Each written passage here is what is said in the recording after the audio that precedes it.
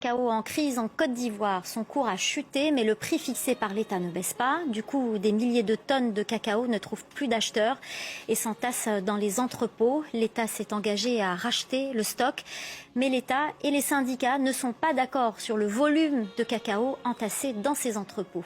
Reportage de Julia Gouganay. C'est une attente insupportable. Depuis 2 mois, pas 1 kilo de cacao produit par les planteurs de cette coopérative n'a pu être vendu. Le cacao est encore stocké. On a des soucis. Il y a mon enfant qui est à l'hôpital. Donc vraiment, cherchez des moyens pour que vous nous payiez. Les enfants là ne sont pas allés à l'école. C'est vrai, vous avez raison. Il y a des obligations. Les problèmes vont se régler bientôt. Ce blocage touche tout le pays, premier producteur mondial, où 1 personne sur 4 dépend des revenus du cacao pour vivre. Si le ministère de l'Agriculture s'est engagé ce mardi à racheter le cacao aux coopératives, le coût de cette attente se fait déjà sentir. Il y a des risques de moisissure.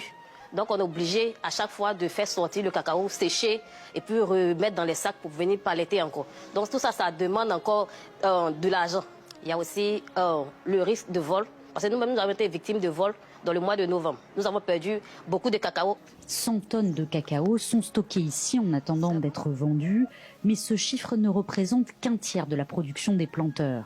Certains ont bradé leur stock hors des circuits légaux, tandis que d'autres se résignent à voir leurs fèves pourrir sur les arbres. Tout ça là, c'est des cabosses perdus que nous allons jeter. À cause du manque d'argent, on n'a pas pu payer la main-d'œuvre et puis les produits d'entretien. Derrière cette crise, un problème d'argent. Alors que le prix du kilo de cacao a été fixé au montant record de 2800 francs CFA, le cours du cacao, lui, a chuté sur les marchés internationaux. Les CCC ont préféré, au lieu de vendre le cacao aux multinationales qui ont les moyens, ils ont préféré vendre tous les volumes aux nationaux pour leur intérêt économique.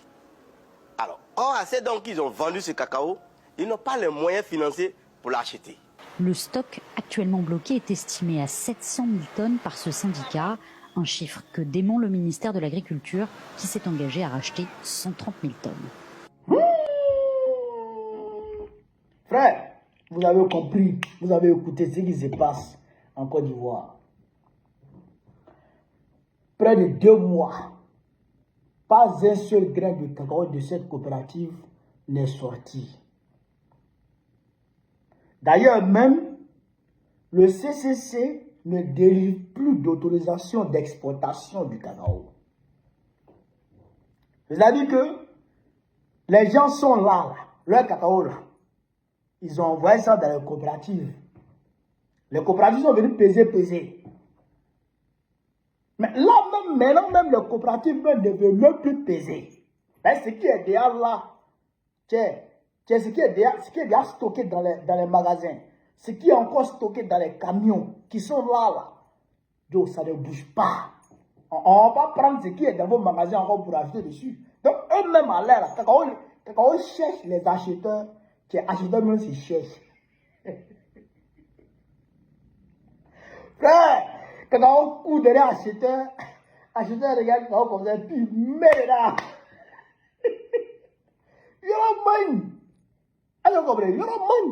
Mais qui est le problème? Qui gangrène le secteur cacao en Côte d'Ivoire? Qui gangrène? C'est le petit là, Loïc Folorou. L'enfant gâté de la femme de Dramane Ouattara. L'enfant insolent, le voleur, l'esclavagiste de la femme de Dramane Ouattara. Il est le meilleur ami de Macron. Petit que vous voyez comme ça, c'est le meilleur ami de Macron. Donc, lui et puis Macron, là, ils sont ensemble. C'est lui qui tient le cacao de Côte. Dra ne peut pas parler dedans. C'est lui qui a dit à Dra. Moi, je peux faire évacuer le cacao. C'est-à-dire que 90% du cacao ivoirien, par anticipation, avant que le prix ne chute sur le marché international, j'ai les moyens de ça. Il a mis ses opérateurs.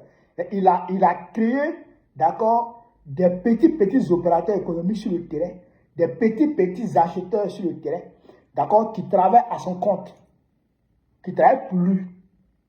Donc, Ils ont mis de côté les grands groupes comme Kagil. Ah, mais vous avez vu que Kagil a fui, non?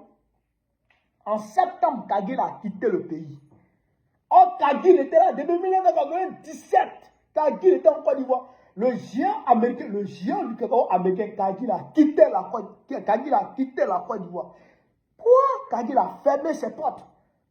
Mais Kagil, c'est des promotionnels du cacao. Et ils savent qu'aujourd'hui, cette année, le cacao a donné. On ne peut pas acheter le cacao au prix record de 2800 francs et puis s'en sortir sur le marché. Et ils savaient. Mais petit là, il savait. Mais il a fait croire à Dra que lui peut gérer. Et Dra lui avait confiance. Dra lui a confié la gestion du cacao. C'est-à-dire que le monopole du cacao, tout le cacao de Côte d'Ivoire, Dra lui a confié ça. Et le petit là, quand Kagil a mis dedans, aujourd'hui, il refuse d'acheter le cacao à 2800. Or, il a dit à Dra qu'il peut acheter. Il a dit à Dra qu'il peut acheter le cacao à 2. Il peut acheter le cacao à 2800 et puis vendre. Et puis gagner son argent dedans. Quand les grosses entreprises sont parties là, quand les grandes multinationales sont parties là, il dit qu'il ne peut plus acheter. Même, vous avez vu qu'Adjoumani a été débarqué de son poste de ministre de l'Agriculture. Qui a fait ça? C'est Pétla. Parce qu'Adjoumani, le 20 janvier dernier, Adjoumani a fait un communiqué pour dire, une conférence de presse, d'accord, dans laquelle il a dit que l'État va payer 123 000 tonnes de cacao à 2800. Il dit pourquoi Adjoumani a dit ça? Petit a dit pourquoi Adjoumani a dit ça? Est-ce que c'est Adjoumani qui paye? Il a mis gamme sur Adjoumani. C'est pourquoi Adjoumani a été débarqué. C'est pourquoi Adjoumani a été débarqué de son poste de ministre de l'Agriculture. Il a fait partie de Kagil. Ce grand groupe-là, il a fait partie de Kagil. C'est pourquoi d'ailleurs trop est fâché contre Dra. Est-ce que vous comprenez? Puisque Pétla, il travaille avec Macron. Or, là, Macron ne veut pas sentir aucune autre multinationale en Côte d'Ivoire. Il veut que tout soit français. Donc, ce petit-là, le fils de la femme de Dra, la française, le petit français, c'est lui qui est en train de faire souffrir nos parents comme ça. Tu dis tu peux acheter Dra à donner le prix. Maintenant, tu dis tu n'achètes plus. Il dit il n'achète plus à ce prix parce que ça ne va pas. Il dit parce que ça ne peut pas. Mais c'est un insolent, c'est un capricieux. Il a dit je vais faire. Aujourd'hui, il ne peut pas faire.